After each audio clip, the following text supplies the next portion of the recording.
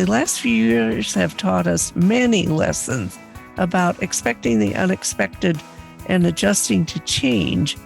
And really, your best qualification for your next job is to be able to demonstrate your ability to adapt to new circumstances and make the best of them. You are the captain of your career ship, and it's probably gotten tossed on the waves a bit recently. But if you could demonstrate how you've managed that and how you've prepared yourself to move forward and are continuing to prepare yourself to meet new unexpected circumstances. Employers have also gotten their ships tossed pretty wildly in these seas. So if they can find somebody who's willing to partner with them, they're going to be very interested in talking to you, I think. We are looking forward our way from Studio C in the 511 studios. That's in the Brewery District, just south of downtown Columbus, Ohio. Hi, this is Brett. We've been reaching out to local experts to determine what we should expect in this new year. We've spent the past few weeks asking each expert to give us their top tips for 2023. Brett, we are so lucky to have wonderful friends willing to share their expertise and knowledge to help our audience members. And today, our top tips are going to focus on employment search process. And our friend Sharon Hamersley is here to provide valuable information. So Sharon, thanks so much for joining us. Thank you. I'm so glad to be here. Love to see both of you. Love to share my tips and looking forward to seeing what we can do here to help our friends out there in podcast land. Sounds good. Needless to say, the last few years have been adventurous in the least for job seekers. Today, we want to provide job seekers some information on changes in the current job market and tips on how to be effective as a job seeker in 2023. But first, let's talk about you. Give us a little bit of a background and the services you're now providing to those looking for employment and career transitions, because you've changed a little bit too over time.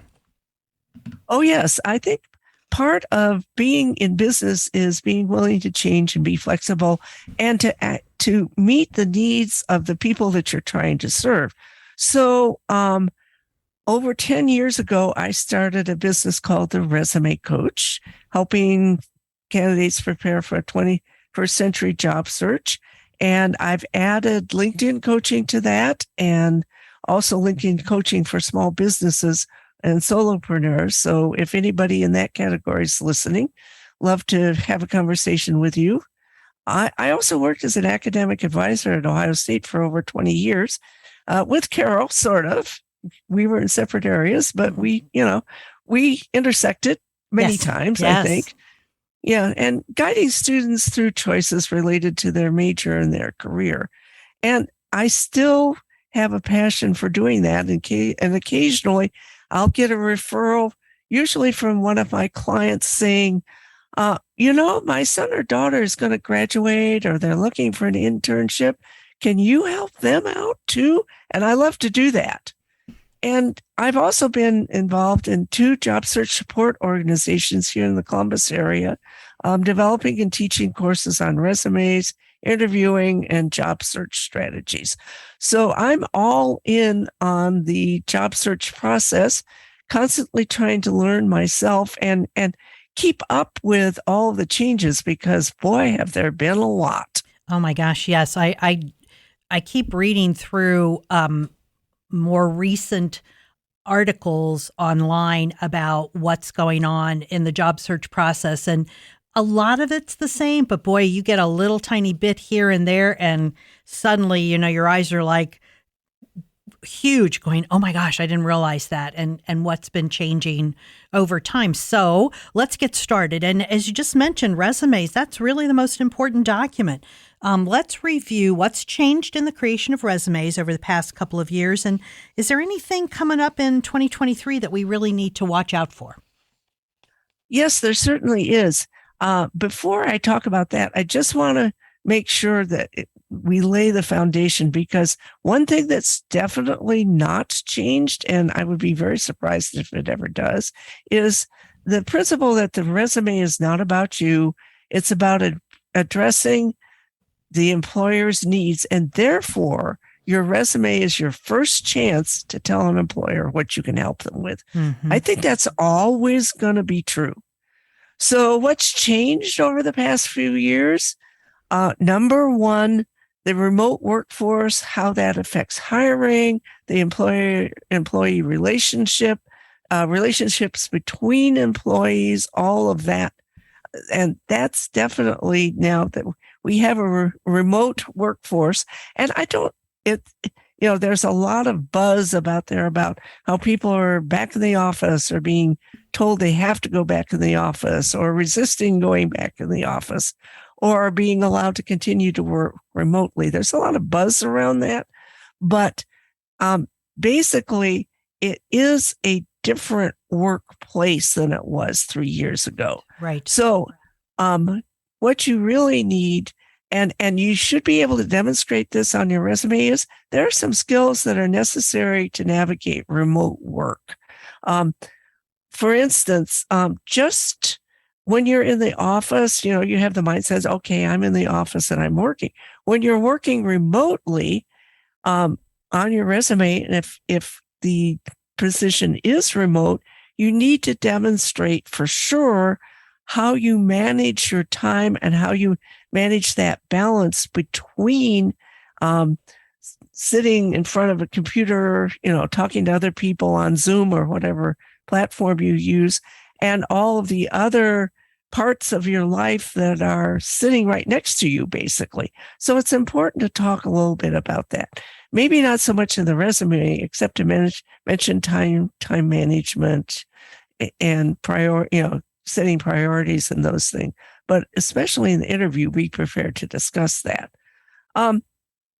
Another thing that has changed, and this is really no surprise, we've all heard about the Great Resignation, which isn't really a resignation, but I call it the Great Workforce Shift, because many people are looking to move into a different line of work. And so therefore, they need to really work on identifying and highlighting their transferable skills. So they have a specific skill set that they've gained through their employment, through training, but there are a lot of transferable skills that they can move across industries, across careers even, or they can bring forward something. Maybe they started in one career and then just out of necessity, they did something else, and now they're really ready to get back to that first career. So they have to think about what did they learn in that first career? How did they even apply it in their most recent position? And how can they apply that and demonstrate that moving forward into a different area? And then the last thing I would say about that is that there may be, I'm not sure 100%, there may be more acceptance of employers for gaps in work history. You still need to be able to fill in those gaps with information about how your time off contributed to your personal career growth.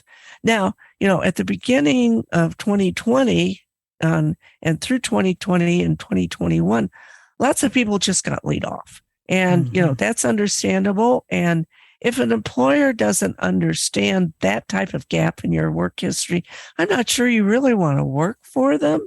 But, you can just say, I was laid off. I spent some time reevaluating. Now I'm positive that I know, what my next step is. And the position that you've posted is a good fit for me. And here's why. So, Sharon, I've seen literature on both, that the gaps are being ignored and the gaps aren't being ignored. But I really didn't see that second situation where gaps are not being ignored until very recently. So I think that employers have been more understanding when there were gaps. But as you said, the really important part of this isn't the gap. It's what did you do to fill in your time? Did you do some volunteer work? Did you do some online training? Did you do some educational programs? Anything that it's not that you're just filling in the months, but that you're continuing to learn.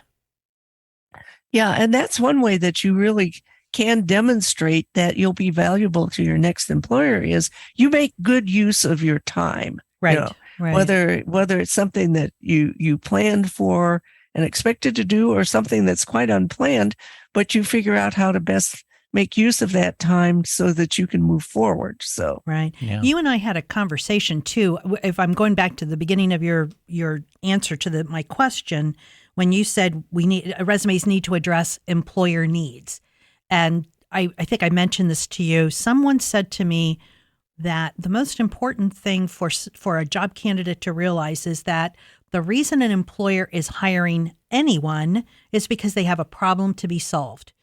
And sometimes I think that's a little easier to think through for a candidate than an employer needs. Because when you think about it being a problem, then I think it's a natural inclination to see your skills as the answer to their problem. Yes, it and seems I think more that's concrete, I guess. Yeah, right. I think that's a really helpful approach. The employer has a problem. They need somebody to solve that problem, or maybe they have a challenge or they have an opportunity. Maybe, they're looking at growing and they need people who are in a growth mindset and, are right. going to contribute to that growth, want to be eager to contribute to that growth. So, right. yeah. I guess I just see that as a clearer connector, when you're talking problem, opportunity, growth, as opposed to need, which sounds more esoteric, I think. Sure. So I kind of like that sort of a little bit of change in our language about that. Yeah. I wanted to go back to your first point in that answer too, is about managing time, as well as, looking at it. Working remotely is enticing. But I also heard recently, and we probably all knew that it was out there, but, working remotely, there are a lot of companies that put in place that will monitor your time. They watch they watch your keystrokes. They know when you're working and not working. So to your point, proving that you can work efficiently at home. It's not just they're letting you out there in the wild going, oh yeah, get the task done. A lot of companies they're in your computer. They know when you're not working. So know yourself. Know that you can get this accomplished, and know that but it's enticing, but at the same time, there could be hell to pay if you're not doing what you're supposed to be doing. Yeah. Yeah, you need to negotiate that and understand very clearly when later on in the process, and especially if you get an offer, you need to be very clear about the level of monitoring. I mean, and it probably depends somewhat on the job, sure. But I would think that all employers are going to do some level of checking to see if you're actually doing the work. So you just need to be very clear on that's okay with you, because I think some people would view that as a really bad, really intrusive sort of mentality, but it's just reality. So that's something that you really need to think through. Exactly. And too, adding to that, we have had lots of conversations about employers not giving really good job descriptions. But the other side of that coin is when you're developing your resume and you're interviewing for a particular position, you really got to be careful and pay really close attention to the job description. It may or may not be a great job description, but if there's information in there, you need to make sure you understand it, particularly in today's workforce, given everything that's happening with remote working. Right. Yes. Yeah. There are other items that are really important to a solid job application, especially cover letters. There have been so many changes on cover letters over the years. We just posted something just recently on our Facebook page too, and no one likes to write them, of course. Are they necessary? Why, if they are? Well, yes, that seems to be an ongoing discussion. I think this discussion is as old as cover letters, actually. Yeah, exactly. So in my circle of colleagues, cover letters are really strongly encouraged because you can certainly say that, oh yeah, they're probably not going to read it, but what if a recruiter is looking for a cover letter and there isn't one there? You don't want that to happen for sure. Right. So yeah, you really want to submit a cover letter for several reasons. First of all, they present a nutshell version of why you are a good fit for a job. This is your first opportunity to respond to the employer's problem, their challenge, their opportunity, and say, hey, I can help you with this. Then it's also an opportunity to address any questions before the reviewer even gets to your resume about your career history, if you have employment gaps, if you've changed in you're making a career change or changing line of your work, or in some cases you may just be thinking about, for especially our mature candidates, starting to wind down, and maybe you don't want the level of responsibility you've had in the past. And to make that very clear in the cover letter helps guide the reviewer to a more positive image of what's in your resume. And even when not required, many recruiters and managers view cover letters as an indication that the applicant is willing to go above and beyond. They didn't ask for a cover letter, but you provided one. So I think that that's just something that you need to really think about. A cover letter doesn't have to be and shouldn't be actually this big, long missive. It should be how you found out about the job, a brief description of why you're a good fit for a job, and then what I call the ask, which is looking forward to having a conversation with you about the job. Here's my contact information, sincerely, and you're done. So it doesn't need to be a really long detail. In fact, long-winded cover letters, I think, are probably going to turn the reviewer off. So Be brief, be succinct, and just tell them and refer them on to the resume for more details. Kind of like that first date, don't be desperate kind of feel. Yeah, right. Right. Yeah. Don't be desperate. Please give me a job. Right. Yes, I'll do anything.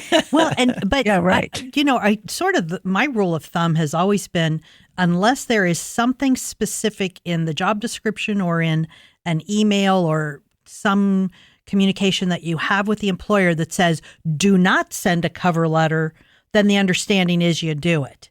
And even if they don't read it until you are literally walking in the door for an interview, a good cover letter could start an interview off on a great first step, because they're like, oh, wow, this is a great cover letter. It could really add to your application and your application package.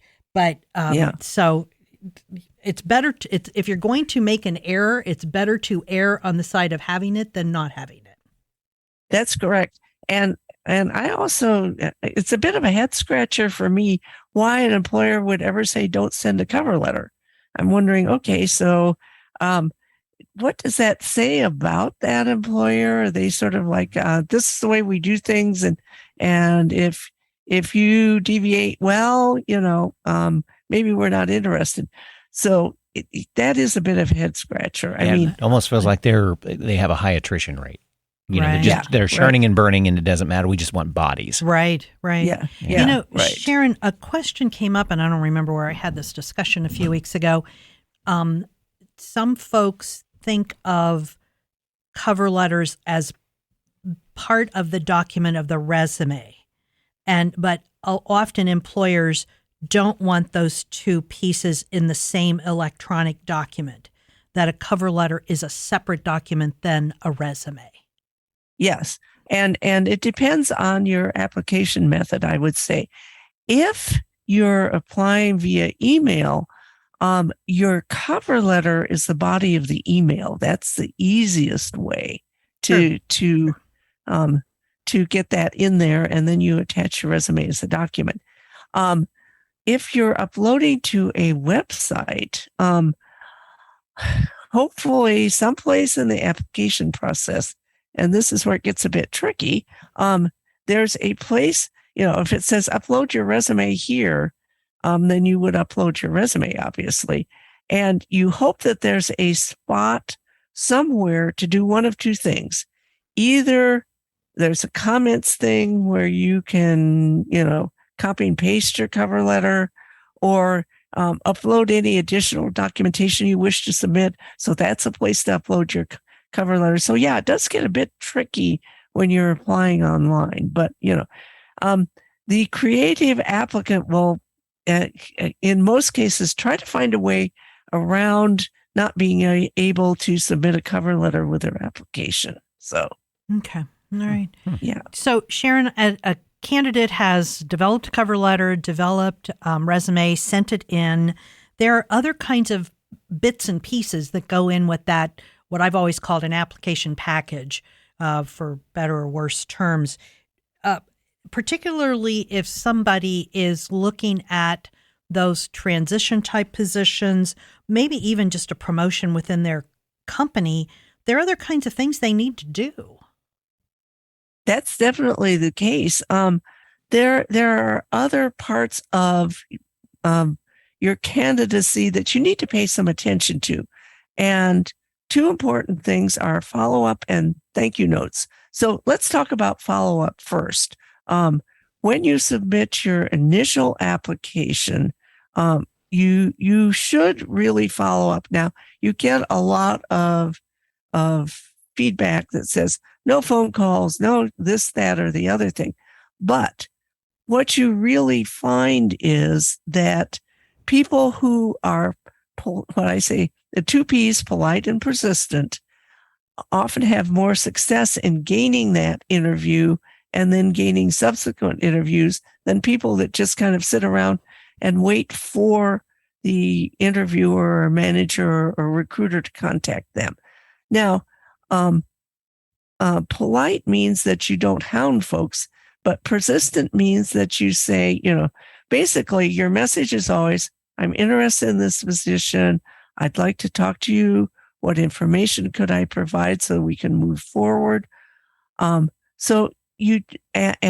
that can be, I would say, probably if you don't hear back within, 4 to 5 days of the initial submission of your application, a quick phone call or an email to say, hey, still interested, wondering where you are in the process. Now, you don't want to continue this endlessly because there's a whole, and this is a whole nother topic. We can't even go there today. It's called ghosting. And on both sides, recruiters basically going dark and candidates going dark. And that's the worst thing you can do. If you hear from a recruiter or manager, you want to keep that conversation going until, the point at which there's nothing else to talk about and it's probably not a fit and it's time to move on. Mm-hmm. But anyway, so follow-up is really critical.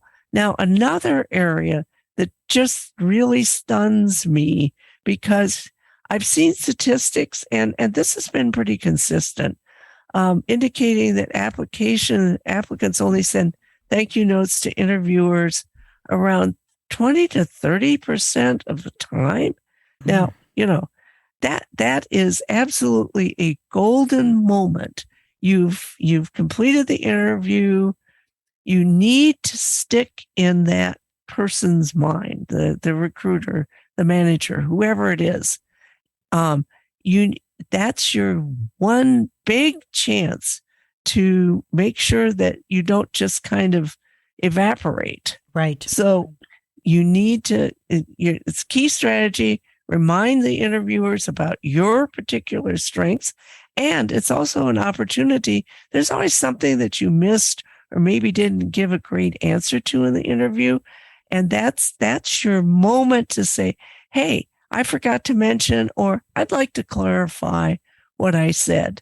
And so, right. So that thank you note is absolutely golden. I think you really need to do it.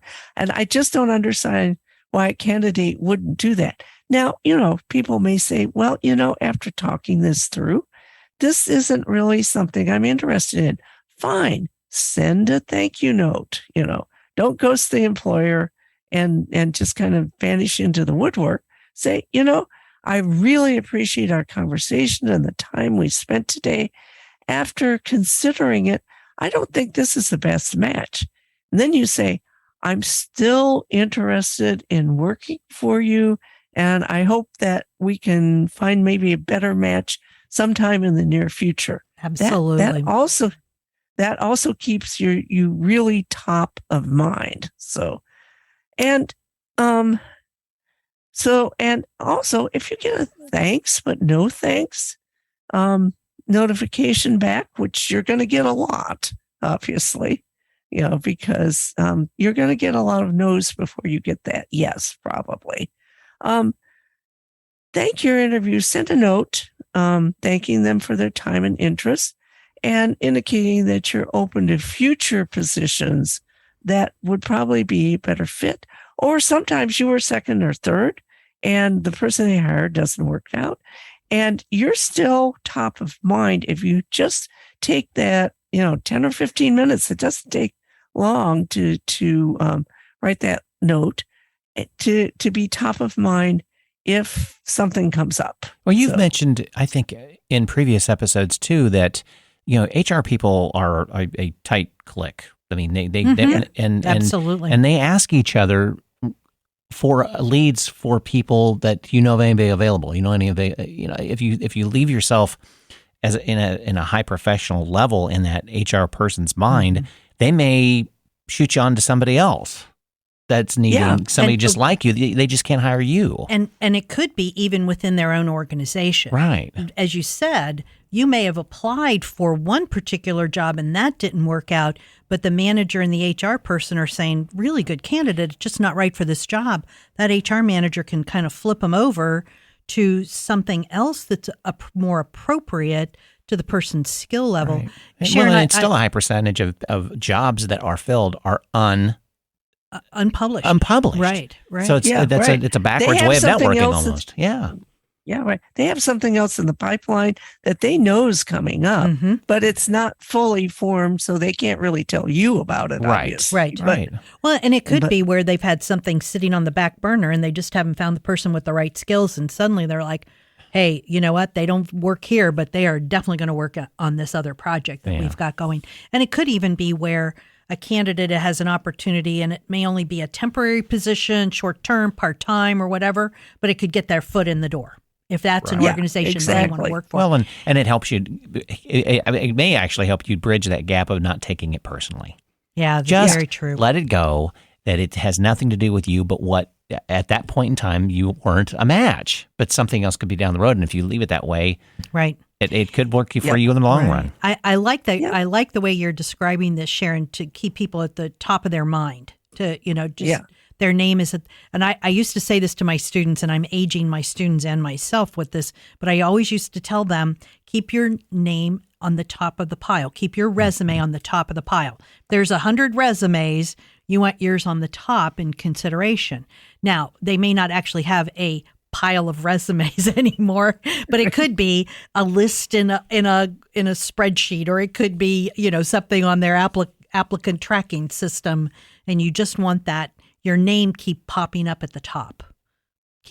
Exactly. Very good. Very good. Well, our listeners may have some difficulty in finding employment. Older job seekers do experiencing some ageism. They have difficulty in showing technology aptitude and often can't clearly show their skill levels. But in this economy, employers need all qualified candidates. Talk about how older job seekers can establish their credentials to move their applications toward successful employment.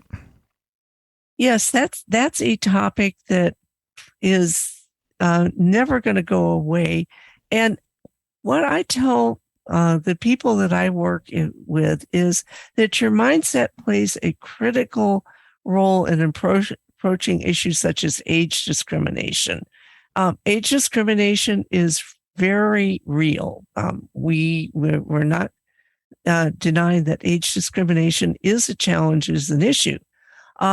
But if you approach your search, if your mindset is, oh, I'm probably going to be discriminated against because of my age, you're really missing an opportunity to demonstrate your value to an employer. So you need to make your age an asset rather than a liability. So as a mature worker, you offer dependability, flexibility in your schedule, superior work ethic. And when you present yourself in this light, it's more difficult for an employer to make age a barrier for hiring. So I think that your mindset actually does play a pretty critical role here.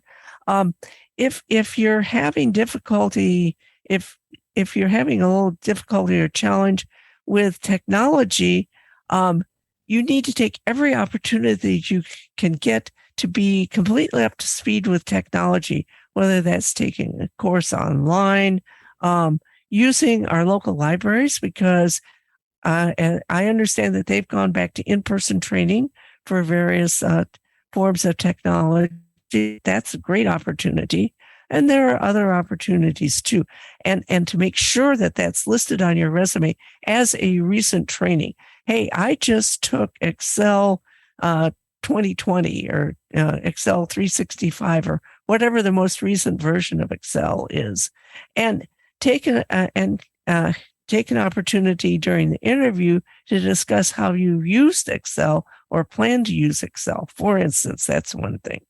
Now, having said that, you also need to be prepared to work in a multi-generational environment where your manager could be easily 25, 30 years your junior. So, I think been there, done that, right? Yeah, right. And I think that some employers are hesitant to hire just because they know this.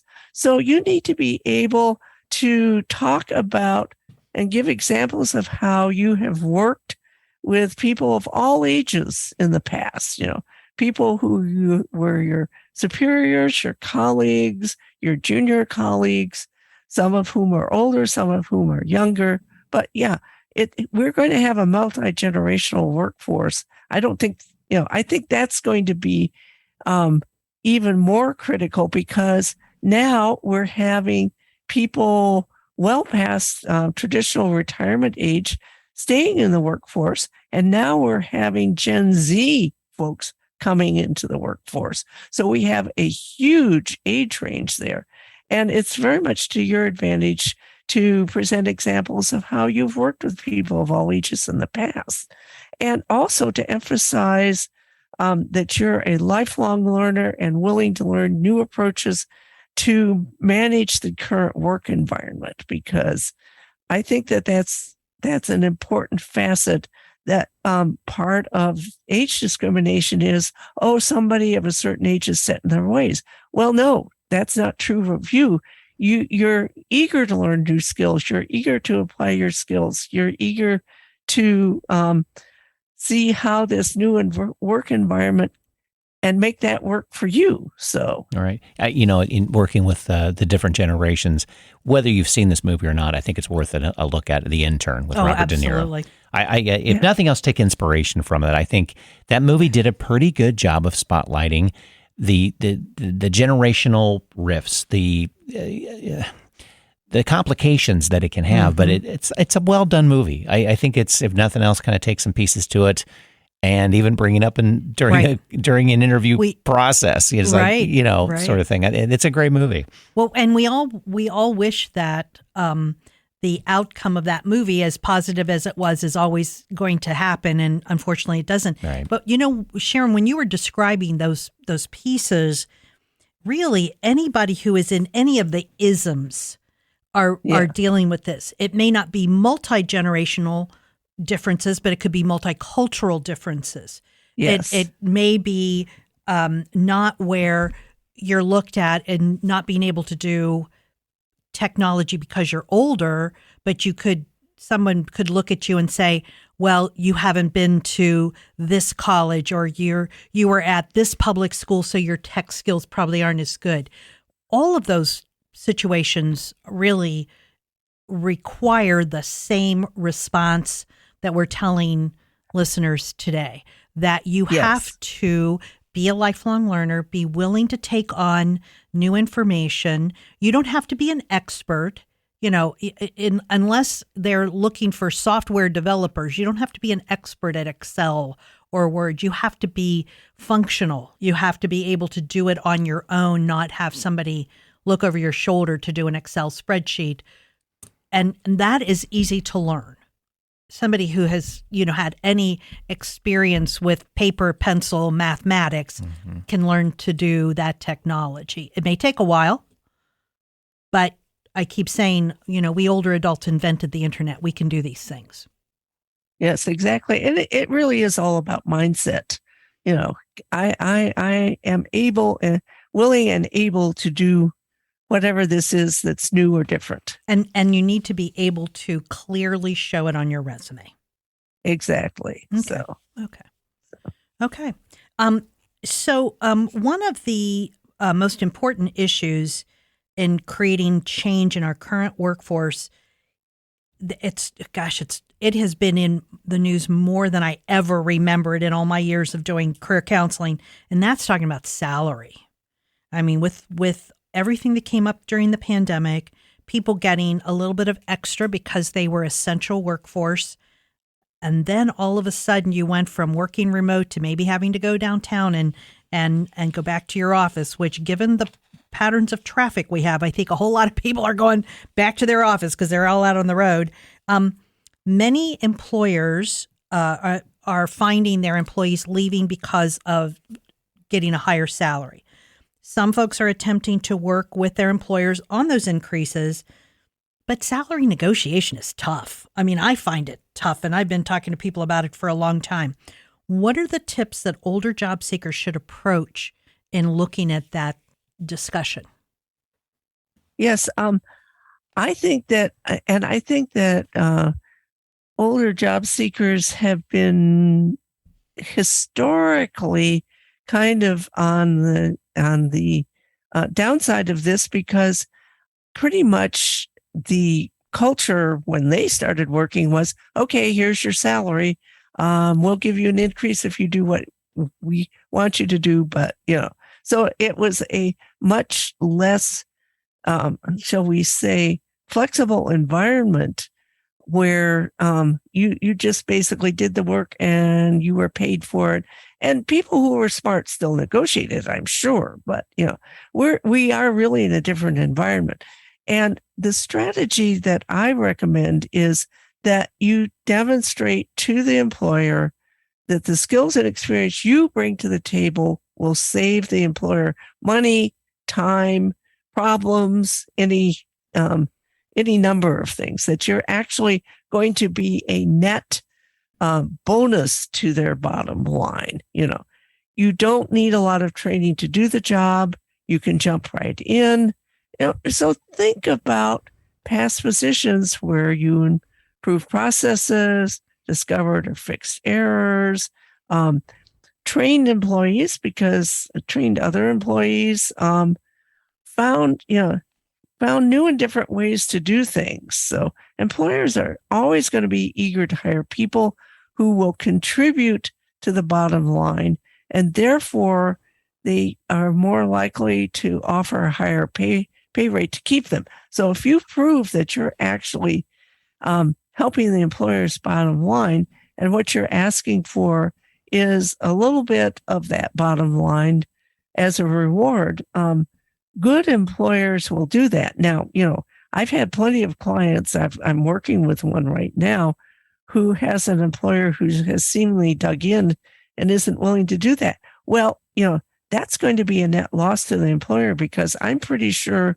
that this client of mine I know he's actively looking, and I'm pretty sure some other company is going to snap him up pretty quickly once they realize how much value he's going to bring once he's on board with them. So it's a process of demonstrating, okay, here's what I can really do. We go back to that problem, challenge, or opportunity bit that we talked about earlier, and use that as part of your salary negotiation. Mr. or Ms. Employer, here's some of the problems I've solved, money I've saved, things that I've made better. I can do that for your company too. So let's talk about how that plays into the salary that you're going to offer me. So the message really, I'm guessing, I don't know this for sure. Let me guess here, that people are asking for salary increases just because they think they can, because the employer doesn't want to have to rehire. Sort of like they've got the employer over a barrel. Well, that's really not a good place for negotiation. That's not a negotiation should be a good back and forth discussion, and with the employer saying, here's what I need you to do, and you showing, here's what I have done for you in the past and what I can continue to do for you, so that it makes your work and your skills more valuable to the employer, not just because you're a warm body in the spot, but because in the long run, it's going to be for the good of the employer. Yeah, that's exactly right. It's a win-win. You want to present this as a win-win situation. Exactly. Say that again, Sharon.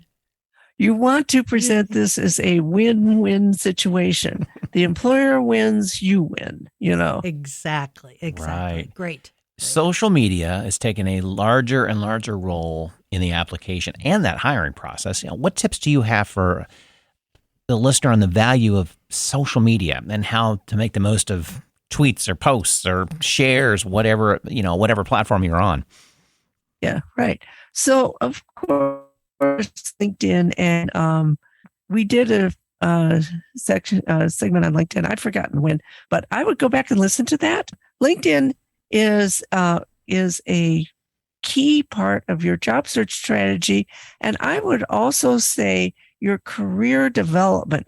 People always think of LinkedIn when they're in job search. What they don't think about is once they've landed that job, how to continue to use LinkedIn to learn, to connect with others, and to connect with future opportunities. Because honestly, if you didn't learn the lesson before 2020, that job is guaranteed for you until 5:00 today. That's it. Mm-hmm. Somebody can walk in your office at 4:59 and say, sorry, this is your last day on the job, pack up and leave. So you never know when you're going to need it. So LinkedIn is absolutely something that should always be on your radar, critical when you're in job search, and also, I think, really critical when you're not in job search, but just laying the foundation for whatever that next job is going to be, whether that's in 6 months, 2 years, 5 years. Right. Keep those warm connections going. Right. Build your network. Learn from your network. Share with your network. All of those things. Again, that old top of pile reference, which is now top of mind. You want to be top of mind on LinkedIn. Anytime anybody has a question or a need that you can address. And they're going to reach out to you. And the way to do that is to be present on LinkedIn and share and learn. Now I will say that beyond LinkedIn, especially when you're in active job search, it's a good idea to figure out which companies you're targeting and visit their other social media pages. There is a trend, and I've seen this discussed in several of my professional groups, that among tech companies especially, but also among other organizations, to post jobs on Twitter and Facebook. So now you're going, oh my God, LinkedIn is bad enough. Do I have to do Twitter and Facebook too? But the point being, you want to be knowledgeable on how to use these platforms when needed. your challenge is, of course, to manage your interactions with multiple platforms and not get overwhelmed. So if Twitter isn't really your thing, just know that you know how to use it when you need to use it. Mm-hmm. Same thing for Facebook. If that's not your thing, you probably need a Facebook account. You probably need a Twitter account, but you don't have to be actively there. But you need to know how to tap into that when there is a need to do so. That would be it. Am I correct in thinking that with Twitter and some of the other social platforms over and above LinkedIn and Facebook, that if you create the account and then just basically follow a couple of people or places or organizations, so there's something sort of flowing through yours, you can kind of leave it alone. Yeah, you can pretty much leave it alone. Yeah, but you do want to find some people or organizations that you want to follow. And, mm-hmm. Okay. Yeah. Okay. So Sharon, as always, our programs just fly by, and before you know it, we're at the end. We always ask our guests for their final words of wisdom. So, what other suggestions or advice do you have that we haven't discussed yet today? Well, I would say that my word of wisdom for today is that the last few years have taught us many lessons about expecting the unexpected and adjusting to change. And really, your best qualification for your next job is to be able to demonstrate your ability to adapt to new circumstances and make the best of them. So, you are the captain of your career ship, and it's probably gotten tossed on the waves a bit recently. But if you could demonstrate how you've managed that and how you've prepared yourself to move forward and are continuing to prepare yourself to meet new unexpected circumstances. Employers have also gotten their ships tossed pretty wildly in these seas. So if they can find somebody who's willing to partner with them to, steady the course, steer the ship forward, they're going to be very interested in talking to you, I think. That's excellent, Sharon. Thank you. Yeah, I agree. Well, thanks, Sharon, for sharing your expertise with us today. Listeners, thank you for joining us. Don't forget to check out our show notes for contact information. We're going to put all the resources we talked about, as well as some links to previous episodes that we've had Sharon with. In fact, what we'll do is we'll create a collection of all those episodes and just have it with one link, and you can listen to episode after episode after episode with Sharon, and we too. So yeah, excellent. And you be sure to check that out in the show notes, and we'll have that on the website, lookingforwardourway.com. And we're looking forward to hearing your feedback on this and any of our other podcast episodes.